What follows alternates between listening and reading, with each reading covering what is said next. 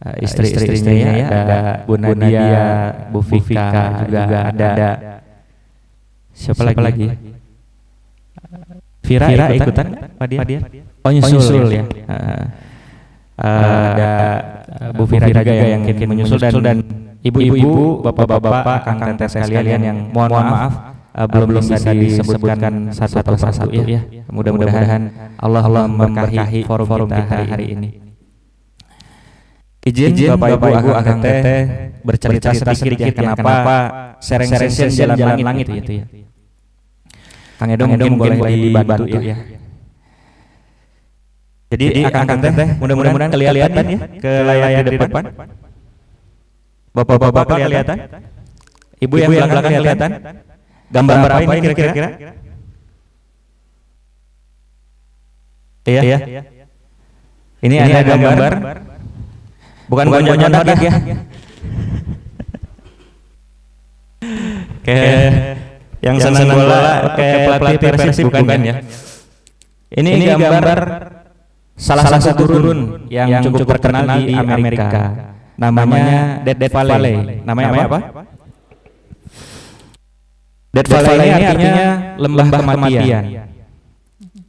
Ada yang bisa tebak kira-kira kenapa gurun ini dinamakan lembah kematian? Iya, saking panasnya, sangat sedikit tumbuh-tumbuhan yang bisa hidup di sana. Kita bisa lihat ya, pun tumbuhnya itu gersang sebagaimana di foto. Nah, karena memang sepanas itu. Di sini ada pengukur suhu ya. Dan di situ terlihat 53 derajat Celcius atau 128 derajat Fahrenheit. Kira-kira gimana panasnya? Wah, itu Bandung kalau 28 derajat aja kita udah ngeluh ya. Itu bisa diletihkan tuh sih. Rasa panasnya jadi malas keluar gitu ya. Atau kalau di daerah panas yang panas itu bisa menyentuh 40 derajat itu aja udah panas banget. Ya. Teman-teman pernah nggak ngalamin panas yang 50 derajat gitu? Tapi kebayang ya panasnya kayak gimana. Nah, di sana tuh saking panasnya makanya gersang, dan saking gersangnya dinamai Death Valley gitu ya. Nah, tapi ada kejadian menarik. Satu ketika Death Valley ini diguyur hujan. Diguyur apa? Diguyur hujan. Dan diguyur hujannya itu terus menerus ya. Enggak sehari, enggak 2 hari, enggak 3 hari, tapi berhari-hari ya. 5 hari, ya, 7 hari gitu. Dan hujannya tuh terus menerus. Teman-teman tahu setelah hujan tersebut ya, Death Valley berubah menjadi sesuatu yang bikin kita pangling gitu ya. Nah, gimana berubahnya? Berubahnya seperti yang ada di depan ini. Menjadi padang bunga yang sangat indah sekali, teman-teman. Nah, saking luar biasanya fenomena ini, ya, fenomenanya sampai diberikan judul atau diberikan nama ya, yaitu super bloom. Itu bunga yang bermekaran luar biasa, dan karena istimewanya fenomena ini berhasil menjadi magnet mendatangkan banyak wisatawan yang penasaran pingin lihat langsung ya, baik yang dari domestik dalam negeri maupun yang dari luar, berbondong-bondong pingin ngelihat super bloom seperti apa sih, karena sudah sangat lama ya Death Valley isinya gurun gersang lembah kematian gitu. Nah, kira-kira apa sih hikmah yang bisa kita ambil dari fenomena super bloom ini? Ternyata akang teteh teman-teman, Death Valley ini tidak benar-benar dead atau tidak benar-benar mati gitu ya. Banyak tumbuhan-tumbuhan yang mungkin tertutup pasir, mungkin tertahan bebatuan gitu ya. Ya butuh support system, butuh air hujan untuk akhirnya bisa ketemu momentum dan atas izin Allah ya bermekaran dengan begitu indah gitu. Saya pribadi cukup relate dengan cerita ini karena saya pernah di fase di mana ingin bertumbuh tapi gak punya support system. Akhirnya ya bingung gitu ya, mau mulai dari mana, mau melakukan apa gitu ya, mau bertanya ke siapa. Dan ketika namanya semangat kita bertumbuh, namanya semangat kita usahakan, wajar ada turun naik gitu ya. Ya ketika turun itu belum ngerti dulunya mau ngecas ke siapa gitu ya. Dan alhamdulillah ketemu komunitas positif, ketemu guru-guru yang baik, yang care, yang peduli gitu ya. Dan saya pribadi ngerasa oh ternyata sebegitu pentingnya support system gitu ya. Nah masalahnya mungkin belum semua orang punya support system tadi gitu ya. Nah jadi kenapa Jalan Langit Sharing Session, mudah-mudahan kita sama-sama berdoa ya. Tentu ini juga jadi peluang kebaikan kita semuanya ya.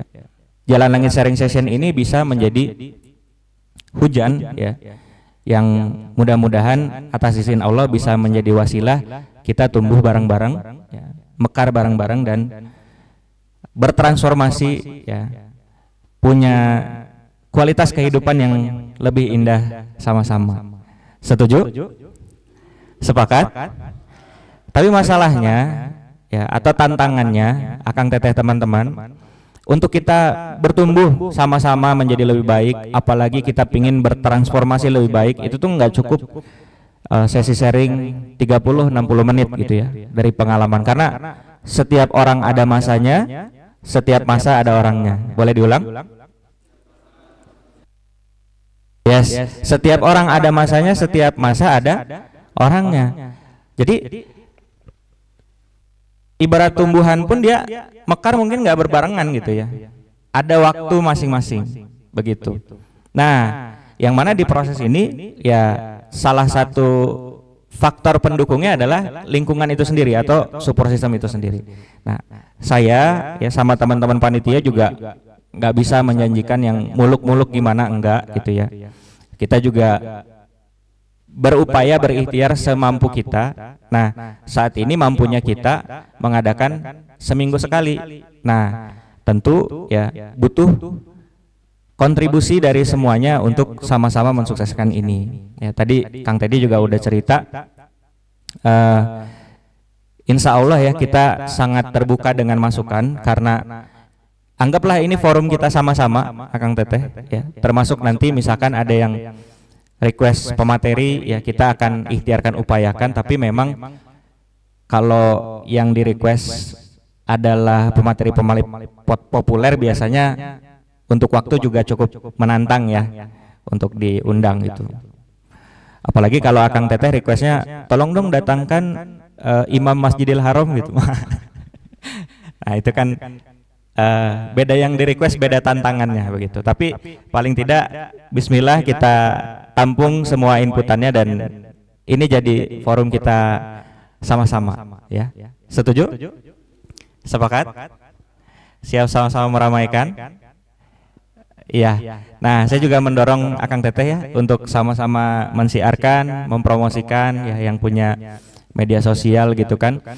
Boleh nanti dikontenkan ya, foto kah, video, lalu kemudian diupload di medsos atau di channelnya masing-masing dengan ditambahkan kata-kata menarik. Karena barang siapa mengajak sesuatu kepada kebaikan ya kita mendapatkan pahala yang sama seperti yang mengerjakan tanpa mengurangi sedikit pun ya. Nah, sebaliknya kalau kita ngajak ke keburukan kita bisa mendapatkan keburukan seperti yang mengerjakan tanpa menguranginya sedikit pun. Nah, mudah-mudahan postingannya kita, share-nya kita itu bisa menjadi wasilah kebaikan ya. Amin. Nah, itu kenapa Jalan Langit Sharing Session. Ya, mudah-mudahan kita bisa tumbuh bareng-bareng gitu ya. Nah, yang berikutnya sama-sama kita mulai dengan alhamdulillah.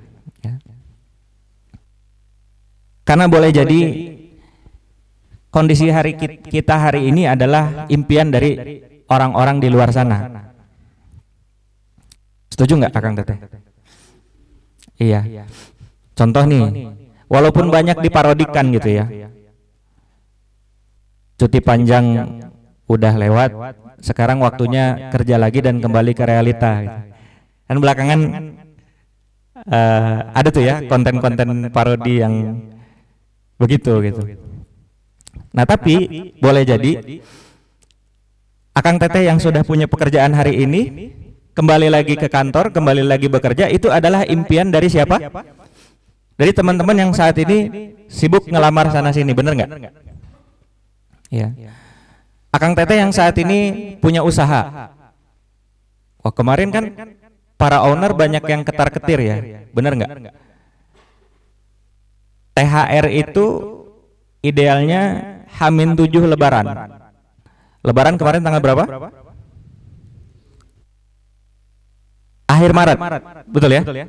Iya. Kalau H-7 berarti tanggal berapa? Ya 20-an sekian. Let's say 24 gitu ya. Jadi untuk teman-teman yang punya usaha, yang karyawannya udah pada setahun ke atas, ya, butuh menyiapkan THR.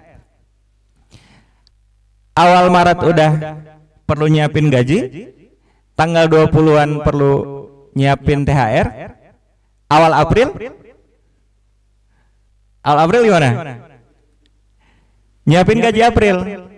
Nah itu sampai teman-teman pengusaha bercandaannya, iya ini kita harus nyiapin gaji, harus nyiapin THR, belum nyiapin insentif bonus, yang tersisa untuk para owner tinggal iman dan takwa katanya gitu.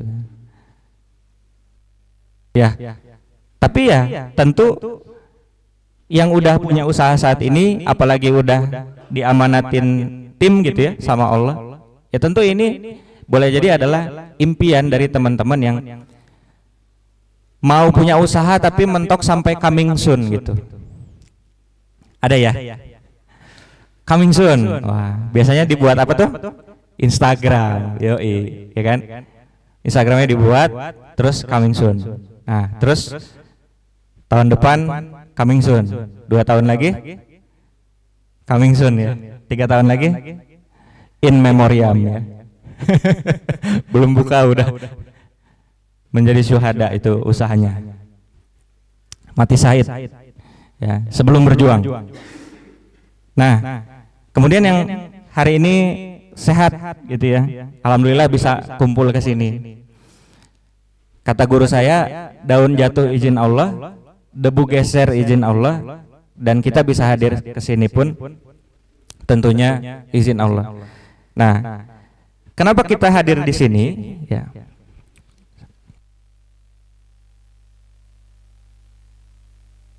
Coba ada yang mau berbagi nggak? Apa motivasi atau alasan teman-teman hadir di sini? Oh, Masya Allah, luar biasa. Terima kasih ya.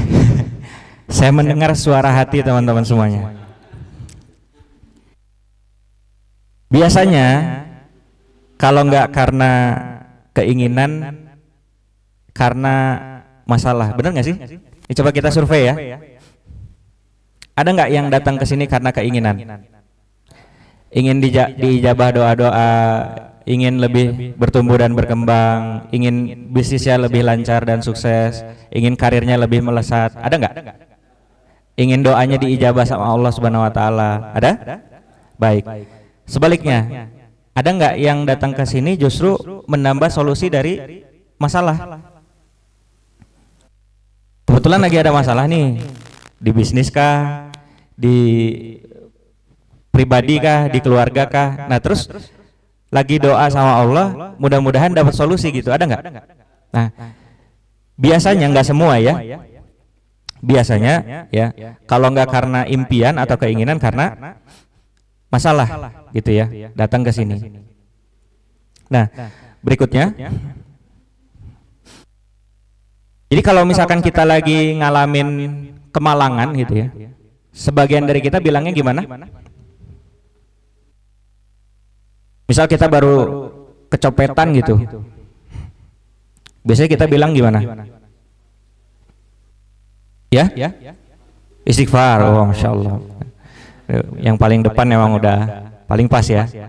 Kalau kecopetan gimana? Istighfar. Oh, itu. Bener nih istighfar. Insya Allah bener ya. Astagfirullah ya. Oke. Nah, juga biasanya kita bilang, doain ya, ini lagi diuji nih. Ada nggak yang bilang kayak gitu? Lagi di apa? Lagi diuji. Kenapa? Hilang uang, hilang dompet misalkan karena kecopetan ya. Nah, hidup itu kan tentang dua hal ya. Kalau dapat keburukan sabar, kalau dapat kebaikan syukur. Berarti kalau kecopetan sabar apa syukur? Sabar. Gitu ya. Karena kecopetan, kehilangan. Gitu ya. Nah, kalau kata Aagim, kalau kecopetan itu selain sabarnya iya karena kehilangan, juga jangan lupa syukur. Kenapa syukur? Alhamdulillah bukan kita yang nyopet. Alhamdulillah apa? Bukan kita yang nyopet, ya. Bukan kita villainnya gitu. Bukan kita yang jadi aktor atau artis jahatnya. Gitu ya. Nah, jadi Akang Teteh, teman-teman sekalian, biasanya kita berpikir yang namanya ujian itu hanya keburukan. Tapi sebenarnya kalaulah alhamdulillah kita bisa bersabar gitu ya dengan keburukan-keburukan di kehidupan kita, lalu atas izin Allah, Allah angkat kehidupan kita jauh lebih baik daripada hari ini. Nah, jangan lupa bahwa kehidupan kita yang sangat baik nantinya itu, atau mungkin ada yang ngalamin sekarang hidupnya udah sangat-sangat baik dan nyaman gitu ya. Nah, itu pun adalah ujian dari Allah Subhanahu wa taala. Ujian apa? Ujian kesyukuran. Makanya tadi di awal salah satu doanya kita, ya Allah, karuniakanlah kami rasa syukur untuk mensyukuri nikmat-Mu yang begitu melimpah ruah kepada kami. Doanya Nabi Sulaiman ya. Nah, siapa Nabi Sulaiman alaihissalam? Seorang nabi yang begitu banyak diberikan karunia oleh Allah Subhanahu wa taala. Gitu ya. Ibarat punya tim nih, kan kita ngelihat Pak Julian aja udah luar biasa banget ya. Timnya luar biasa besar gitu kan. Bisnisnya luar biasa besar, ada di mana-mana. Nah, ketika itu Akang Teteh teman-teman, Nabi Sulaiman ketitipan pasukan nggak cuman anak muda. Tapi juga ada pasukan dari bangsa jin dan hewan-hewan. Gitu ya. Bahkan salah satu kendaraannya Nabi Sulaiman itu apa? Angin. Wah. Ini di sini siapa yang kalau event atau ada seminar-seminar naik angin gitu?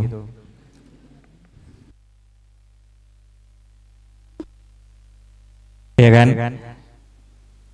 Nah, satu ketika Nabi Sulaiman lagi lewat lembah, ada semut dan rombongannya gitu ya, bilang nih, hayu kita masuk ke sarang. Itu ada Sulaiman sama pasukannya, takutnya kita keinjak katanya gitu. Terus Nabi Sulaiman sambil senyum kedengeran nih cakap-cakapnya semut gitu. Terus Nabi Sulaiman, cerita panjang jadi pendek, berdoa sama Allah doa yang tadi itu. Nah, kata siapa sih keburukan dan kebaikan adalah ujian? Ya kata Quran gitu ya. Ini di Quran surat Al-Anbiya surat ke-21. A'udzubillahi minasyaitonirrajim. Setiap yang bernyawa akan merasakan mati. Jadi nggak cuman Thanos ya yang mati gitu. Bercandanya udah lama banget ya. Akang Teteh kalau ada yang lebih update tolong bisikin saya bercandaan-bercandaan yang lebih baru ya. Tapi kita semua gitu ya akan merasakan mati. Itu jadi pasti mati apa insya Allah mati? Pasti mati. Nah, tinggalkan apa yang udah kita siapin ya. Betul? Jadi Akang Teteh teman-teman saya mengajak ya, di sini kan sebagiannya para pengusaha nih. Salah satu cita-citanya katanya pingin freedom, betul ya? Bebas apa? Bebas uang, terus bebas waktu, terus bebas pikiran, katanya gitu ya. Salah satu tips and triknya bangun yang namanya aset. Aset ya, bukan asep ya. Bangun yang namanya aset. Apa itu aset? Sesuatu yang bisa terus menghasilkan walaupun kita nggak in charge 24 jam di situ, betul? Iya. Kayak ibu yang punya kos-kosan. Kos-kosan itu aset nggak buat dia? Aset. Apakah ibu kosnya harus ada di situ 24 jam? Nggak mesti. Bisa aja hire orang kepercayaan untuk ngejagain kosannya, untuk bantuin operasional dan untuk ngekolekin uang kosan bulanan misalkan. Ya. Nah, ibu kosnya terima setoran, betul? Kosan adalah aset buat si ibu kos ini, gitu ya. Kayak yang diajarin sama Kiyosaki gitu ya, bangunlah aset. Suatu saat kita nggak bisa kerja lagi, nanti aset yang akan gantiin kita kerja, omset tetap ngalir, ya, income tetap ngalir. Income yang tetap ngalir dengan kita atau tanpa kita bekerja di sana, namanya apa? Passive income, ya, bukan active income. Nah, di Jalan Langit Sharing Session, ya, saya ingin mendorong Akang Teteh teman-teman untuk juga memikirkan selain passive income, tapi juga yang namanya pasif pahala. Pasif apa? Satu hari kita akan meninggal, satu hari kita akan mati.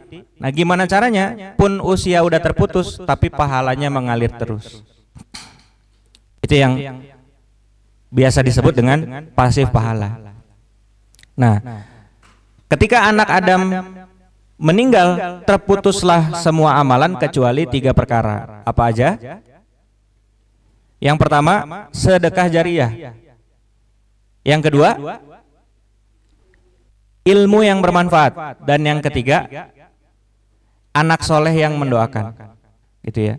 Nah, jadikanlah karir kita hari ini, jadikanlah kegiatan kita hari ini, jadikanlah bisnis kita hari ini untuk mengejar yang 3 tadi, untuk membangun yang 3 tadi. Sekarang coba tanyakan sama diri sendiri, apakah usaha yang kita jalankan, karir yang kita jalankan bisa membangun aset dunia akhirat atau belum? Bisa nggak kita punya passive income yang tadi? Kalau bisa, alhamdulillah. Kalau belum bisa, itu PR kita tuh. Biar suatu hari nanti pun kita nggak kerja, kita bisa punya passive income. Itu yang pertama. Yang kedua, ya, bisa nggak kita dapat pasif pahala dari usaha atau karir yang sedang kita rintis, sedang kita tekuni hari ini?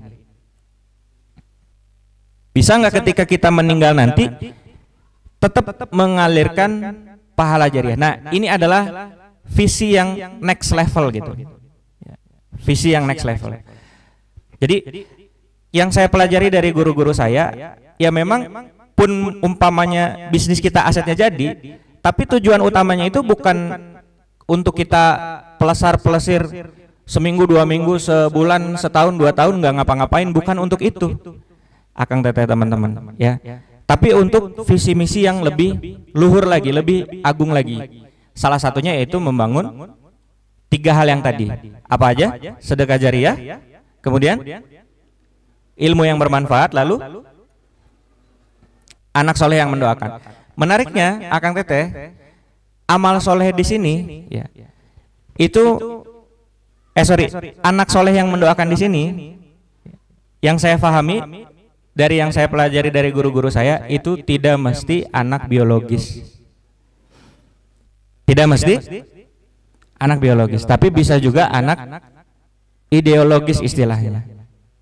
Ya, misalkan Akang Teteh punya anak asuh atau punya tim yang bertumbuh bareng-bareng, kemudian tumbuhnya mereka, transformasinya mereka, ada peran serta kebaikan kontribusi dari Akang Teteh sekalian, lalu mereka mendoakan Akang Teteh sekalian dalam diam gitu ya.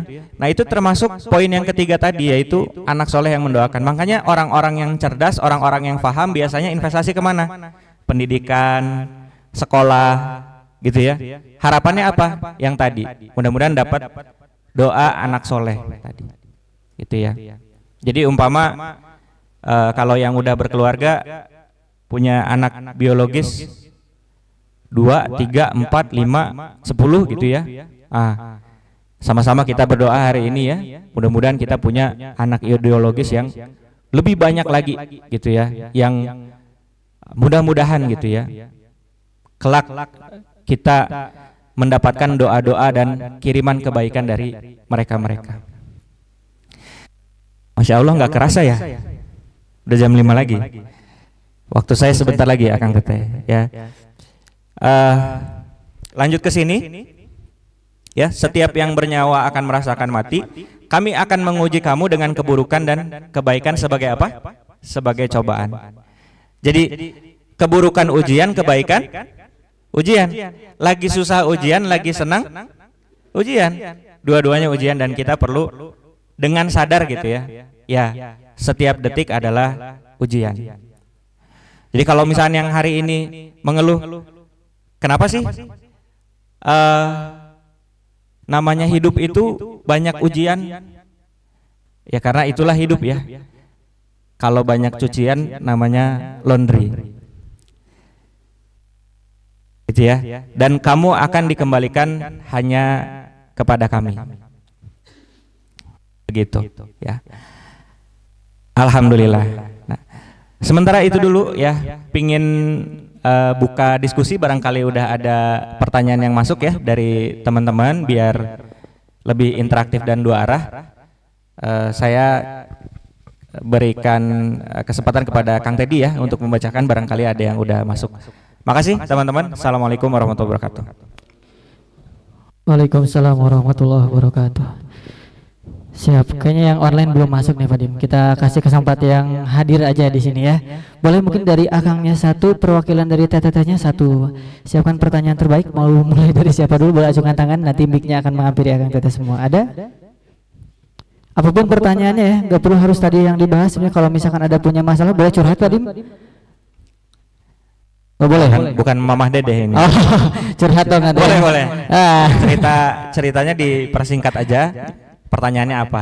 Gitu ya. Biar nggak terlalu panjang ya. Iya, siap. Mangga Kang Teteh barangkali ada keluh kesah mungkin selama jalan hidup ya. Faris nih katanya mau nanya soal bisnis, boleh? Nah, langsung ditunjuk.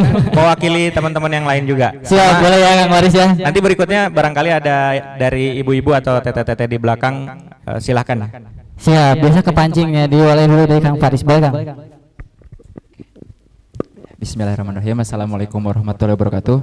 Waalaikumsalam warahmatullahi wabarakatuh. Oke, perkenalkan nama saya Faris. Izin tanya, Pak Dim. Pada saat menjalankan, ini pertanyaan sebuah bisnis ya. Pada saat menjalankan bisnis gitu ya, kita tahu mana cara yang benar, mana cara yang salah gitu. Nah, kita sudah mencoba pakai, misalkan kita mengusahakan terus-terusan untuk memakai cara yang benar. Qadarullah ternyata dengan cara yang benar banyak nih gitu ya ujian dan tantangannya gitu ya, masya Allahnya gitu ya, gak kerasa waktu yang akhirnya berkecimpung dengan masalah, misalkan pressure di keluarga karena membutuhkan pembuktian misalkan.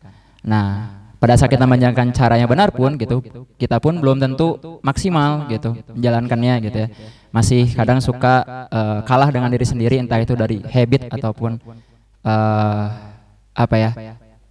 sikap-sikap yang jelek gitu pada saat menjalankan bisnis gitu. Nah, gimana sih cara menyikapinya gitu supaya kita tetap yakin di jalan tersebut, kita tetap yakin apa yang kita usahakan itu pasti dapat hasilnya, dan gimana caranya bisa meyakinkan diri bahwa apa yang kita lakukan itu hasilnya jauh lebih besar dibandingkan mungkin orang yang hasilnya belum tentu dengan cara yang benar gitu. Walaupun kita juga nggak bisa ngejudge apakah cara kita benar atau tidak gitu. Nah, jadi mungkin lebih ke cara menyikapinya kayak gitu. Terima kasih banyak Pak Dimas. Masya Allah. Assalamualaikum warahmatullahi wabarakatuh. Assalamualaikum warahmatullahi wabarakatuh. Ada yang lebih mudah pertanyaannya? Iya, ini Pertanyaan yang tentu dilematis ya. Kalau ada yang ngerasain pasti relate banget gitu. Ketika caranya abu-abu, remang-remang, omsetnya bagus gitu ya. Terus pas ngaji, oh ternyata ini nggak boleh, itu nggak boleh, bismillah besok jualannya bener kan. Visinya membangun pasif pahala, visinya mencari ridho Allah, visinya masuk surganya Allah, nggak cuman omset, bener nggak? Ternyata ya tidak semudah itu Ferguson untuk berubah. Waktu pas jualannya bener gimana? Apa yang terjadi? Ada sebagian teman-teman ya yang ketika berhijrah cara jualan itu omsetnya turun. Bahkan ada yang gak hanya turun melainkan nyungsep. Nah, di situ ujiannya. Gitu ya. Jadi gimana sih cara kita menyikapi gitu ya? Saya pribadi tentu masih banyak belajar ya untuk menyikapi hal tersebut. Tapi yang saya belajar dari guru-guru dan testimoni yang saya dapatkan juga ketika mempraktekkan, Akang Teteh, teman-teman yang baik yang Allah rahmati. Yang pertama itu kita kembali kepada niat, kembali kepada impian kita. Yang perlu kita renungi adalah sebenarnya apa sih yang kita cari dari bisnis? Apakah yang kita cari semata omset? Apakah yang kita cari semata income? Apakah yang kita cari semata prestasi, pencapaian-pencapaian biar bisa flexing gitu ya? Atau pembuktian-pembuktian yang kita pingin lakukan gitu ya untuk orang-orang tertentu mungkin? Ataukah kita belajar mempersembahkan ini semata-mata untuk Allah Subhanahu wa taala? Yang kita cari adalah ridhonya Allah gitu. Nah, Akang Teteh sadar nggak sadar, boleh jadi kita ini adalah korban dari materialisme dan juga kapitalisme. Apa itu materialisme? Faham yang mengukur segala sesuatu itu dengan materi. Gampangnya menurut kita, yang mobilnya lebih baik lebih sukses dari kita, yang income-nya lebih besar lebih sukses dari kita ya. Yang mobilnya 2 pintu lebih sukses dari kita. Padahal kan 2 pintu belum tentu mobil sport, bisa juga pick up, sama-sama 2 pintu ya kan. Terus kalau misalnya ukuran sukses harus punya mobil Sprott 2 pintu gitu ya. Itu gimana kira-kira statusnya guru ngaji kampung yang ngajar ngaji dengan ikhlas gitu ya, pagi sampai sorenya di sawah di ladang untuk mencukupi kebutuhan sendiri dan keluarga, lalu kemudian sore dan malamnya mengajar ngaji tanpa mengharap bayaran. Kalaupun dibayar, bayarnya bukan pakai SPP, bukan pakai uang, dibayarnya pakai apa? Pakai hasil bumi. Kebayang kan? Ada yang nanam pisang, bayarnya pakai pisang. Ustadz, izin Ustadz, pisang. Ada yang pakai singkong. Nah itu statusnya gimana tuh guru ngaji yang ikhlas lillahi ta'ala kayak gitu? Apakah guru ngaji itu nggak sukses? Tergantung makna sukses kita apa, betul nggak? Kemudian kapitalisme itu isme yang mengajarkan kita atau faham yang mengajarkan kita bahwa tolak ukur kesuksesan adalah kapital atau modal. Jadi kan hukum ekonomi yang terkenal itu modal sekecil-kecilnya, kemudian keuntungan sebesar-besarnya. Ketika punya karyawan diterapkanlah gimana caranya saya bayar karyawan ini semurah mungkin, lalu dieksploitasi seedun mungkin kan gitu ya. Ini kapitalisme ya. Pertanyaannya, indikator sukses kita apa sih? Dan kembali yang perlu kita renungi, apa yang kita cari, Akang Teteh? Karena ternyata usaha itu kan bukan hanya tentang untung rugi ya, tapi tentang surga neraka juga. Boleh tahu di sini yang udah keluarga? Boleh kenalan? Yang udah berkeluarga? Ya Masya Allah ya. Nih bapak-bapak, khawatir gak kalau nggak bisa bawa nafkah ke rumah? Oh kan ada yang menunggu di rumah tuh, Ya. Sebagaimana kita khawatir nggak bisa bawa nafkah ke rumah, seharusnya kita jauh lebih khawatir kalau nafkah yang kita bawa itu nggak halal. Karena itu nanti akan dimakan anak, dimakan istri, jadi darah, jadi daging, dan ngaruh ke ibadah. Harta yang halal bersih akan memudahkan beribadah dan mengingat Allah Subhanahu wa taala. Sebaliknya, harta yang tidak bersih, tidak halal, boleh jadi itulah asbab kenapa kita berat sekali istiqomah di jalan Allah gitu. Gitu ya. Nah, yang pertama kembali ke impian, kembali ke niat. Cari apa sih gitu. Yang kedua, sabar berproses. Saya sudah sampaikan ini ya beberapa kali, izin menyampaikan lagi. Jadi ada suami istri, Akang Teteh mohon izin menceritakan, mengkisahkan. Mudah-mudahan ini jadi hikmah untuk kita sama-sama. Dua-duanya kerja di bank. Perintis karir, sangat serius dan sungguh-sungguh, akhirnya mendapatkan posisi yang begitu nyaman, cukup mapan. Ya. Seingat saya, dua-duanya bisa mencapai level lebih kurang manajer lah. Akang Teteh coba bayangkan, seorang yang bisa mencapai level manajer di perbankan, kira-kira income-nya untuk ukuran Indonesia bagus gak? Kalau income-nya bagus, biasanya gaya hidupnya seperti apa? Rumahnya gimana? Sebagian punya sendiri, pun KPR, betul? Mobilnya gimana? Ya mulai ngambil yang bagusan, betul? Kalau handphone gimana kira-kira? Ya kalau nggak flagship iPhone atau Samsung biasanya ini. Bisa jadi ada yang cash, tapi bisa juga sebagiannya nyicil. Kebayang gaya hidupnya? Nah terus ceritanya kapal ini ngaji, gitu ya, belajar. Nah pas di tema riba. Lalu cerita panjangnya dipendek, kapal ini sepakat untuk resign gitu ya, karena merasa income yang didapatkan dari perbankan konvensional ini statusnya riba gitu. Nah, akhirnya keduanya memutuskan untuk resign dari perbankan gitu ya. Nah, apa yang terjadi Akang Teteh? Ada kemiripan dari ceritanya Kang Faris tadi.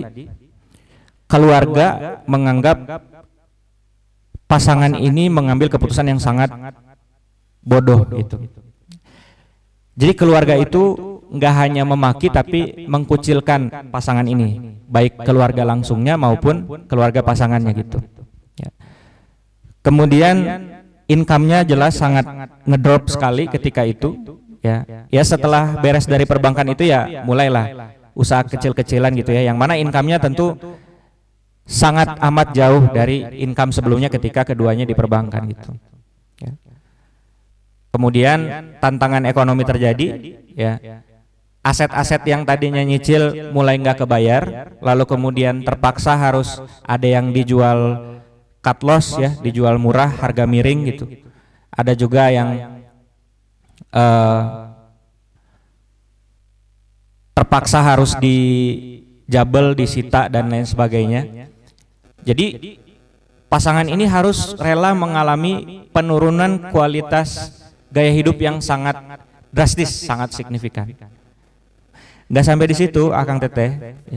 Tiba-tiba ada tikus-tikus besar ya, yang lalu lalang di rumahnya. Tikusnya kira-kira segede gini nih. Kebayang nggak ada tikus segede gini?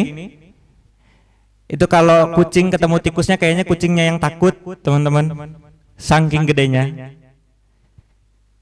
Coba ya, kalau kita potong ceritanya sampai di sini, kan Allah janji ya, barang siapa meninggalkan sesuatu karena Allah, maka Allah akan ganti yang lebih baik. Terus ceritanya dipotong sampai di sini. Kan kita bertanya-tanya ya. Mana janji Allah katanya mau diganti yang lebih baik, gitu kan? Kayak lagunya siapa tuh? kemana pergi doa-doaku, ingin menyerah, kan gitu ya. Nah, Akang Teteh yang kadang-kadang jarang dibahas itu adalah proses ya. Kan hijrah itu adalah awal perjalanan. Hadiah itu adalah janji Allah. Nah, antara titik awal ke hadiah, di sini ada perjalanan, di sini ada proses. Dan boleh jadi ya, bicara proses kita berhijrah, ini temanya apa coba? Kira-kira tema proses berhijrah itu boleh jadi adalah satu kata yang namanya pengorbanan. Lanjut cerita pasangan yang ex Bang tadi. Kan ada tikus tuh di rumahnya. Mereka manggil pest control yang nanganin tikus gitu ya. Datanglah pest control ini. Setelah investigasi, menganalisis, lalu pest control ini menaruh racun-racun di titik-titik yang kira-kira dilewati tikus. Waktu lihat produk racunnya, pasangan ini dapat ilham gitu ya. Itu kayaknya produk saya kenal gitu ya. Coba cari di online, cari supplier racun tikus. Biar besok-besok kalau misalkan mau pasang racun tikus gak mesti manggil pest control gitu, bisa pasang sendiri.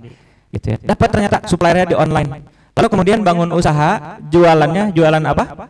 Jualan racun tikus. Ternyata laris di online, sampai bisa jadi perusahaan, sukses luar biasa, dan pada akhirnya itu menjadi perusahaan yang bisa memberikan income lebih besar daripada ketika keduanya kerja di bank. Nah, kalau cerita kita lanjutkan kan jadi happy ending ya. Bener nggak janji Allah? Barang siapa hijrah meninggalkan sesuatu karena Allah, maka Allah ganti yang lebih baik. Nah, teman-teman, yang lebih baik di sini tuh nggak hanya terkait dengan materi angka yang lebih besar, teman-teman. Ya. Tapi lebih kepada tentang ketenangan yang kita dapatkan, kebahagiaan, keberkahan, keistiqomahan. Kayak orang nih yang punya hajat, terus komitmen, saya mau riadoh buat hajat saya gitu. Riadoh itu latihan gitu ya. Jadi dia misalkan berazam gitu ya, kepengen tahajud subuh duha digetolin nama dia, karena dia punya hajat, misalkan kepengen bisnisnya lancar gitu. Terus dia riadoh nih 2 minggu, 4 minggu, sebulan, 3 bulan gitu ya. Terus waktu udah mulai 3 bulan tuh dia mulai ngerasa gini, kok bisnis saya perasaan nggak naik-naik amat ya, padahal katanya kalau jalan langit itu tahajud subuh duha nanti rezeki lancar gitu. Nah, karena dia mengukur apa? Mengukur rezeki hanya dari materi tadi kan. Nah, pernah nggak sih kita berpikir bahwa bisanya kita tahajud, bisanya kita subuh, bisanya kita duha, justru itulah rezeki yang sebenar-benarnya gitu. Karena boleh jadi nggak semua orang kan bisa tahajud, boleh jadi nggak semua orang kan bisa subuh gitu. Dan ketika kita Allah izinkan untuk melakukan itu, bahkan itu masya Allah luar biasa. Gitu ya. Jadi yang pertama kan, saran saya gimana cara menyikapi hal tersebut, kembali ke niat, apa sih yang kita cari gitu ya. Yang kedua, jangan lupa ada yang namanya fase berproses. Dan fase berproses ini bisa jadi temanya tentang pengorbanan. Gitu ya. Harapannya dengan pengorbanan inilah ya Allah gugurkan kesalahan-kesalahan kita yang telah lalu. Gitu ya. Dan sabar-sabar berproses. Gitu ya. Jangan sampai nih kita udah dagang 10 tahun salah, terus kita benerin semuanya sebulan 2 bulan gitu ya. Lalu kita nagih-nagih janji Allah, ya Allah mana nih katanya kalau saya bener rezekinya lancar gitu. Padahal nakalnya 10 tahun, buatnya baru 2 tuh. Nah, kita ngelakuin ya, tentu kita punya harapan, tentu kita punya doa-doa, tapi kewajiban kita adalah ikhtiar. Hasil itu hak prerogatifnya Allah, dan boleh jadi itu adalah latihan kita menghamba kepada Allah Subhanahu wa taala. Tugas kita hanyalah berikhtiar, adapun hasil kan Allah Tuhannya, bukan saya. Gitu ya. Kalau saya yang maksa-maksa hasil, jangan nggak sadar saya kepengen jadi Tuhannya yang menentukan takdir, bener nggak? Kalau kayak gitu ya sekalian aja doanya, ya Allah izinkan saya menjadi Tuhannya yang menentukan segala takdir saya, kan gitu ya. Tentu nggak begitu ya. Kang tadi izin karena waktunya sudah habis, jadi mungkin pertanyaannya kalau ada lagi ya boleh dikirim ke admin ya. Nanti ada kesempatan, ada rezeki, mudah-mudahan kita bisa sharing ya. Mungkin di pekan yang akan datang menjadi bahan materi, mungkin juga jadi bahasan di konten-konten daily kita. Nah, untuk menutup sesi saya pada sore hari ini, Izin Akang Teteh menutup dengan kisah yang menurut saya inspiratif ya, mudah-mudahan menjadi hikmah kita sama-sama. Kisah ini tentang salah seorang sahabat yang bernama Sya'ban. Sya'ban ini adalah sahabat yang mungkin kurang populer di telinga kita, ya, tapi ceritanya begitu menggugah dan inspiratif gitu ya. Diceritakan Sya'ban ini rumahnya cukup jauh dari Masjid Nabi ketika itu. Tapi Sya'ban sangat rajin ya, datang ke masjid untuk melaksanakan sholat fardu dan juga majelis Nabi. Karena Sya'ban ini merupakan jamaah rutin Masjid Nabi, maka Nabi pun hafal kepada sahabat Sya'ban ini. Satu ketika di waktu sholat subuh, Sya'ban belum datang ke masjid. Saking Nabi ini ingin sholat berjamaah dengan para sahabatnya dengan formasi yang lengkap, Sya'ban pun ditunggu oleh Nabi. Nah, Akang Teteh, ternyata Sya'ban tidak kunjung datang. Nabi pun bertanya, "Wahai para sahabat, kemana Sya'ban?" Sahabat nggak ada yang tahu. Nggak tahu ya Rasulullah. Nah, karena waktu khawatir lewat dari waktu subuh, akhirnya Nabi dan para sahabat pun melaksanakan sholat tanpa menunggu kehadirannya Sya'ban. Setelah sholat selesai, Nabi kembali bertanya, "Wahai sahabat, adakah yang tahu di mana rumah Sya'ban?" Perhatikan Akang dan Teteh, Nabi kita, Nabi Muhammad SAW, sekere itu dengan para sahabatnya. Lalu kemudian ada sahabat yang menjawab, "Saya ya Rasulullah, saya tahu di mana rumah Sya'ban. Baik, tolong antarkan saya dan sebagian sahabat yang mau ikut ketika itu untuk ke tempatnya Sya'ban." Lalu kemudian mulailah Nabi dan sebagian sahabat berjalan menuju tempatnya Sya'ban. Tidak disangka Akang Teteh teman-teman, rumahnya Sya'ban begitu jauh. Bahkan ada cerita yang mengkisahkan jaraknya itu kalau ditempuh jalan kaki lebih kurang bisa 3 jam perjalanan. Sangat jauh sekali. Lalu kemudian sampailah di rumah yang cukup sederhana. Lalu kemudian Nabi mengucap salam dan Nabi bertanya kepada wanita yang ada di sana, "Apakah betul ini rumah Sya'ban?" Wanita tadi menjawab, "Betul, Tuan, ini rumah Sya'ban dan saya adalah istrinya." Lalu kemudian istrinya ini terlihat masih sangat sedih sekali dan Nabi bertanya, "Kenapa Anda bersedih?" "Ketahuilah Tuan, barusan suami saya Sya'ban meninggal dunia." Masya Allah, teman-teman Akang Teteh yang Allah rahmati, ternyata Sya'ban nggak hadir sholat subuh ke masjid Nabi karena Sya'ban meninggal dunia. Lalu kemudian istrinya bertanya kepada Nabi Muhammad SAW, "Ya Tuhan, tadi ketika Sya'ban sakaratul maut, Sya'ban mengatakan kalimat-kalimat yang saya tidak mengerti apa maksudnya." Lalu Nabi Muhammad bertanya, apa yang dia katakan? Dia mengatakan, "Aduh, kenapa tidak lebih jauh? Aduh, kenapa bukan yang baru? Aduh, kenapa tidak semuanya?" Lalu tidak lama kemudian Sya'ban pun meninggal. Nah, Nabi mendapatkan berita dari langit, Akang Teteh teman-teman. Lalu Nabi mengkisahkan gitu ya, bahwa ketika Sya'ban sakaratul maut, yang terjadi adalah Sya'ban diperlihatkan balasan amal solehnya. Kalimat yang pertama, ketika Sya'ban bilang, "Aduh, kenapa tidak lebih jauh?" Sya'ban diperlihatkan balasan amal soleh yang begitu luar biasa ketika Sya'ban menempuh perjalanan yang begitu jauh ke masjid.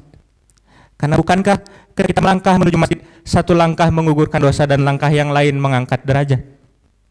Ketika itu Sya'ban diperlihatkan pahala yang begitu besar karena Sya'ban perjalanan yang jauh ke masjid. Mungkin Sya'ban berpikir, kalau ini aja udah luar biasa, pun lebih jauh, saya rela ya Allah kalau tahu balasannya seperti ini. Lalu kalimat yang kedua, "Aduh, kenapa bukan yang baru?" Satu ketika sedang musim dingin, Akang Teteh teman-teman yang Allah rahmati, Sya'ban pakai baju 2 lapis.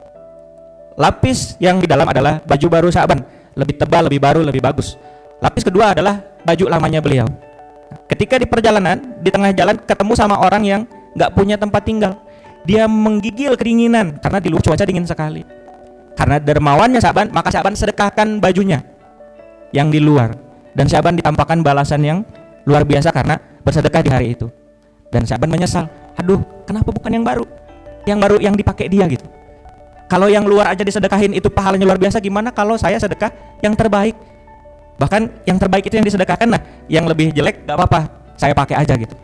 Dan yang ketiga, "Aduh, kenapa nggak semua?" Satu ketika Sya'ban cukup lama nggak ketemu makanan.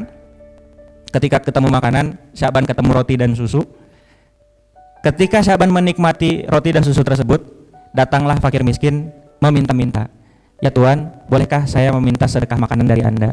Tanpa pikir panjang, Akang Teteh, Bapak Ibu yang Allah rahmati, Sya'ban pun membelah 2 roti yang ia miliki, lalu memberikan kepada fakir miskin yang meminta-minta tersebut. Nah, maka Sya'ban mengatakan gitu ya, di kalimat sebelum sakaratul mautnya, "Aduh, kenapa tidak semua?" Maksudnya kalaulah sepotong roti saja ternyata balasannya seperti itu gitu ya. Nah, kenapa nggak semua aja saya kasihkan pun saya lapar, nggak jadi masalah gitu. Kalau saya tahu balasannya sebesar itu.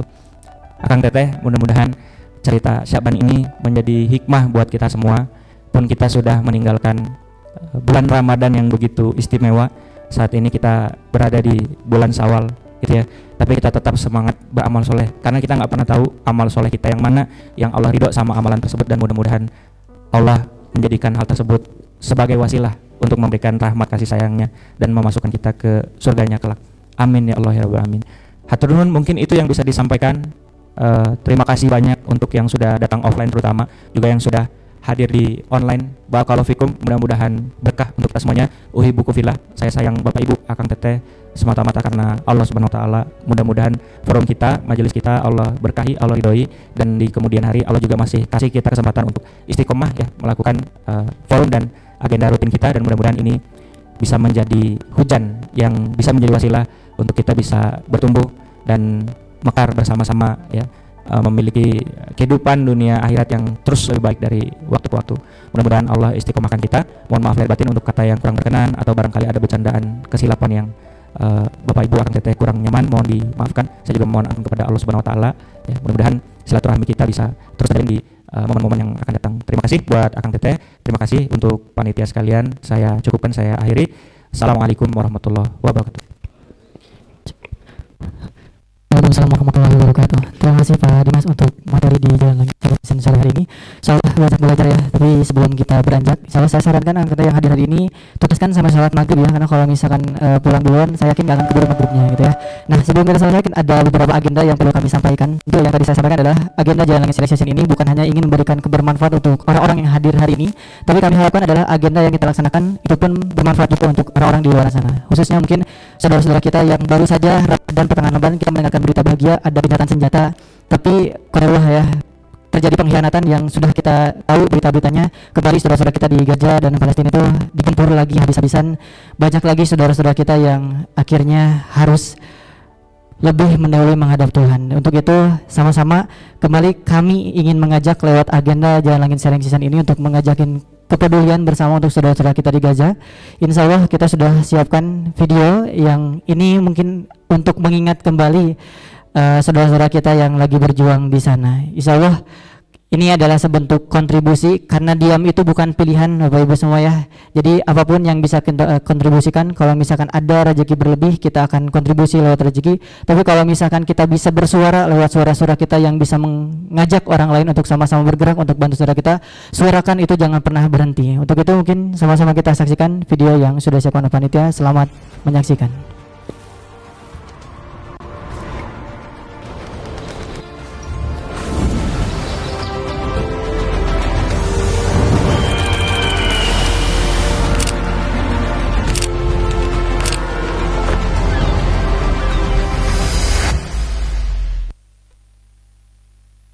Saudara-saudaraku, di tengah hiruk-pikuk dunia, Yayasan Jalan Langit Peduli hadir sebagai jembatan amal soleh dengan visi mulia membangun 4 pilar peradaban Islam: Baitullah, Baitul Quran, Baitul Mal, dan Baitul Muamalah. Kami berikhtiar menebar kebaikan dan keberkahan.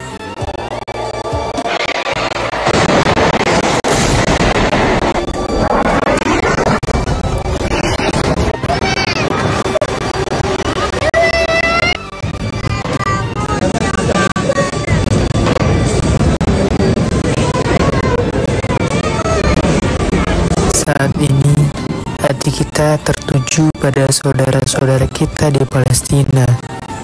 Ujian berat yang mereka alami membutuhkan uluran tangan kita. Melalui program BRB X Palestina, Yayasan Jalan Langit Peduli mengajak Akang Teteh untuk menjadi bagian dari harapan mereka.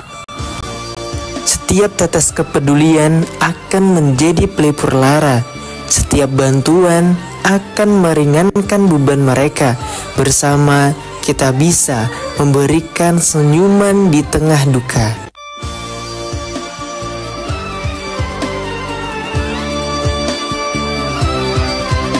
Jangan tunda kebaikan, ulurkan tangan Akang Teteh, berikan yang terbaik yang Akang Teteh miliki bersama Jalan Langit Peduli. Mari kita rajut asa untuk Palestina dan pancarkan cahaya di rumah Allah.